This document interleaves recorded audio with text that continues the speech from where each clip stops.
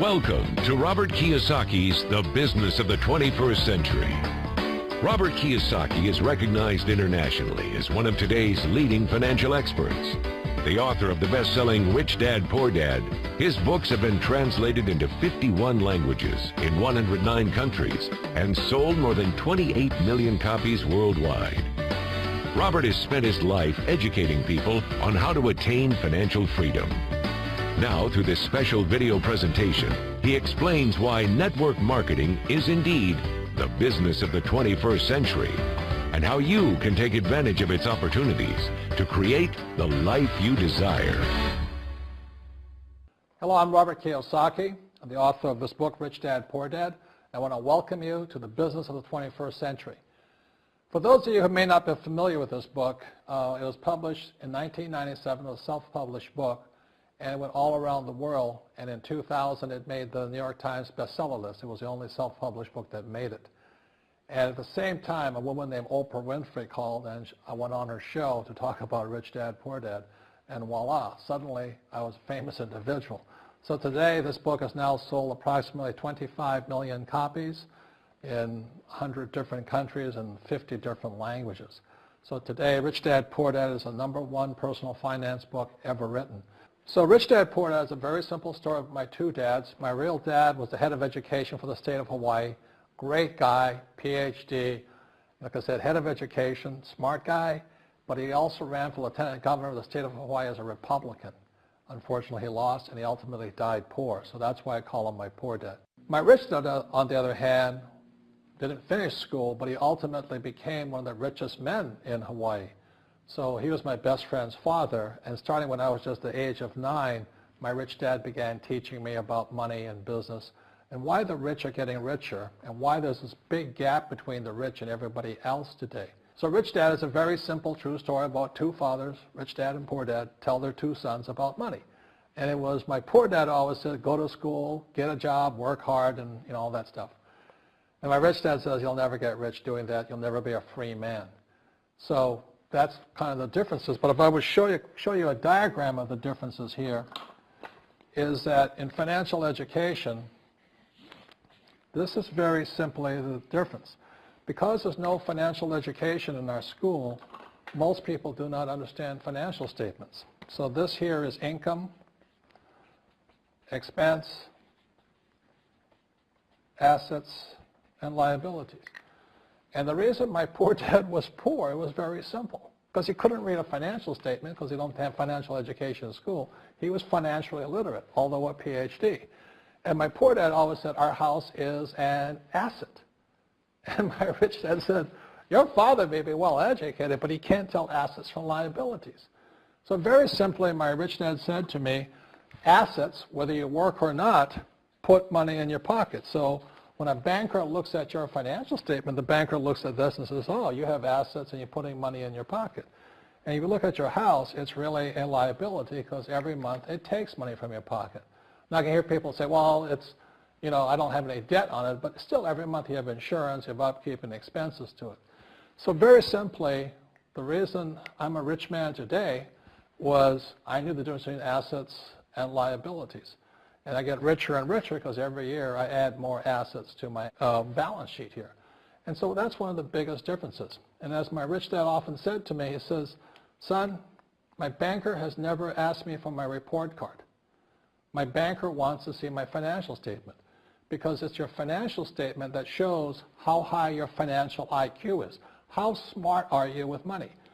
If you're very smart with money, the banker will give you as much money as you want because you know how to make money with money. If you're not very smart about money, all the banker will give you is a credit card and a home loan. So those are some of the differences between my rich dad and my poor dad.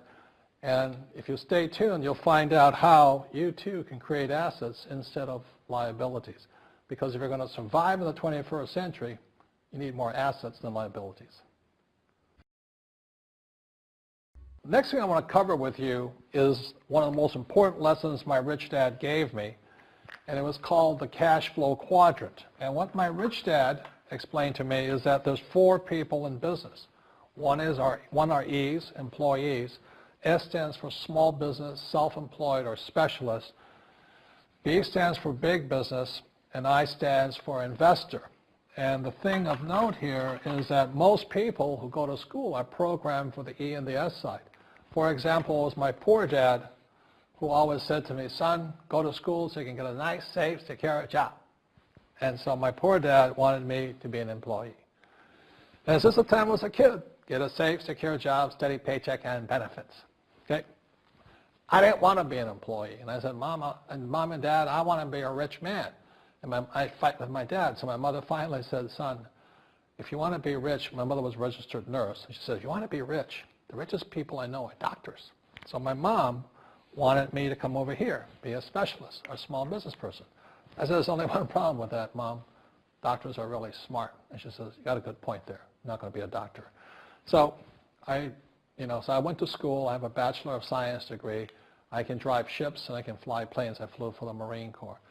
But I've never used any of that education because I wanted to become a business owner. So it was my rich dad who basically said to me, become a business owner and learn to be a professional investor. So one of the big differences here between these people is that it's called taxes. See, in 1943, in the U.S., the federal government passed a law that said employees had to pay tax before they got paid. So when you get your paycheck from your employer, you open it up, and voila, the government's always taken a sizable chunk of it. And the harder you work and the more money you make, the more money they take from you. So that's why it's not that good to be an employee, because you can never get ahead, because the more you work, more money you make, the greater they pay in taxes.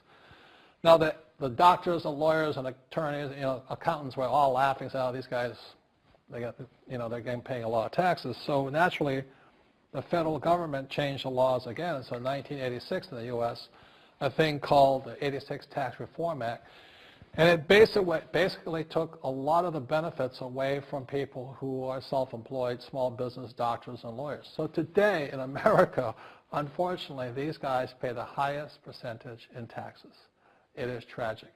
And a lot of people think they're investors, but what they're really doing is they're just giving their money to people like mutual funds, companies, and all that. So they're investing, but they're not really investors. See, the big tax breaks are on this side. The laws are pretty tight here, but this area is very, very gray.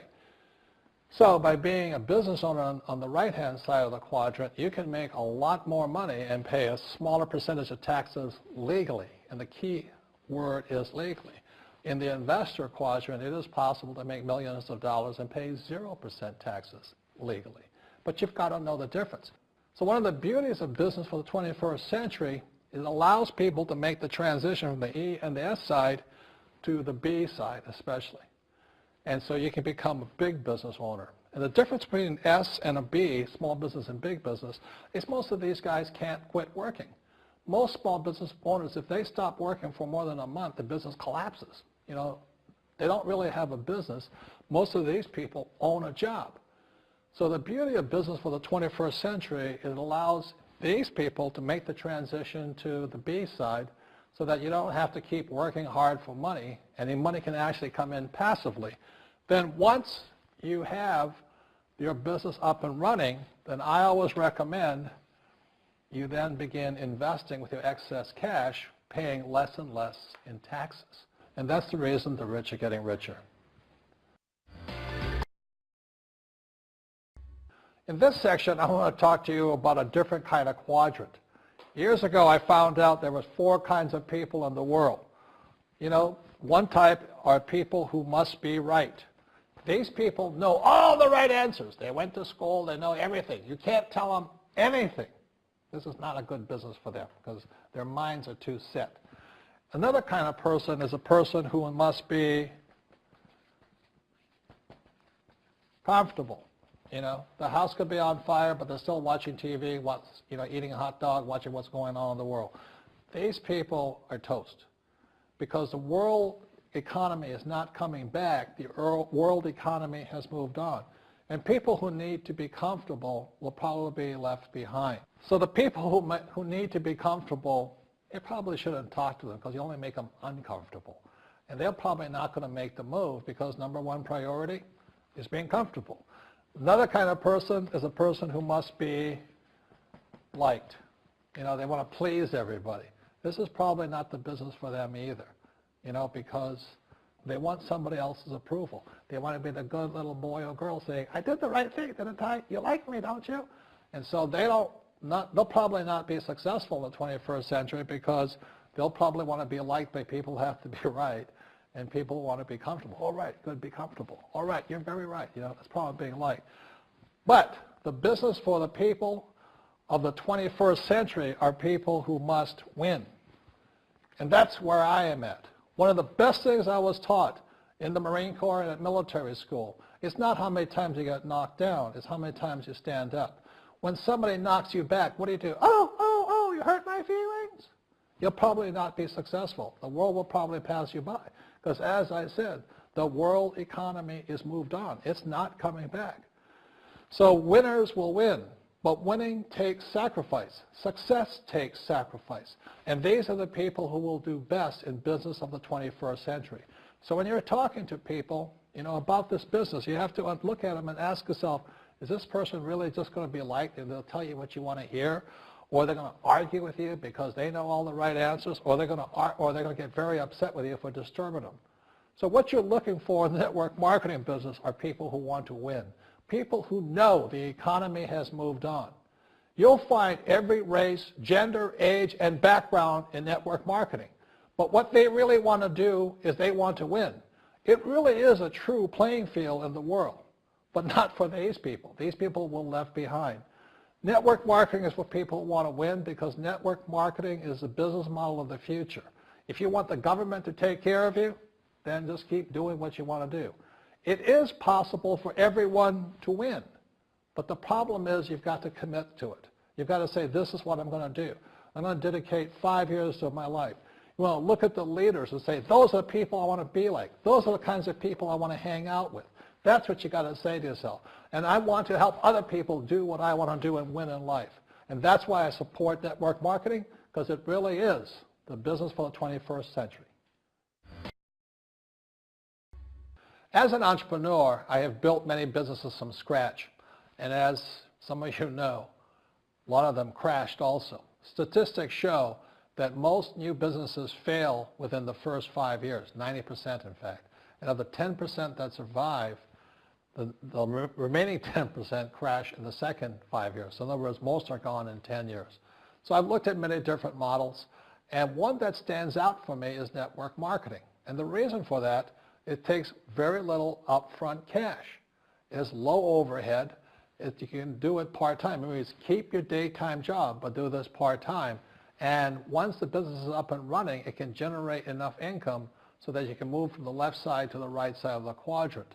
So let me tell you about my introduction to network marketing, because I had a very closed mind to it.